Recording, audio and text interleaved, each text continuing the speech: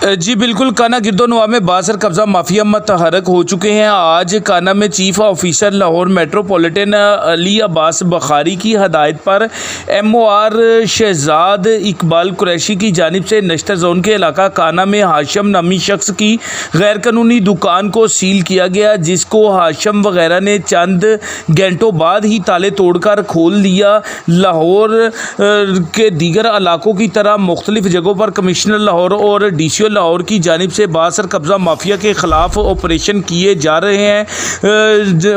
Media को मसूल footage में वाज़ह देखा जा सकता है कि गवर्नमेंट की जानिब से सील की जाने वाली दुकान, जो कि वाक़या है काना थाना के बाहर, टैंकी को तोड़कर ये दुकान बनाई गई। अरसा दराज से गैर कानूनी तरीके से बनाई जाने वाली दुकान को गवर्नमेंट की जानिब से सील किया गया और चंद घंटों बाद ही हाशम नामी शख्स ने इस दुकान के ताले तोड़कर सील करने के बावजूद इस दुकान को ज़ेरे इस्तेमाल लाना शुरू कर दिया। थाना काना के अकम में वाक़या सरकारी टैंकी को काट कर ये दुकान बनाई गई है, जबकि मतअद्दद बार शिकायत के बावजूद किसी भी अफसर ने इस कब्ज़ा ग्रुप के ख़िलाफ़ मुतहरक तरीके से कार्रवाई नहीं की। अफसोस के साबका दौर में आला अदलिया की जानिब से भी कब्ज़ा माफिया के ख़िलाफ़ मुल्क भर में ग्रैंड ऑपरेशन किए गए थे, लेकिन इस कब्ज़ा ग्रुप के ख़िलाफ़ कोई एक्शन नहीं लिया गया।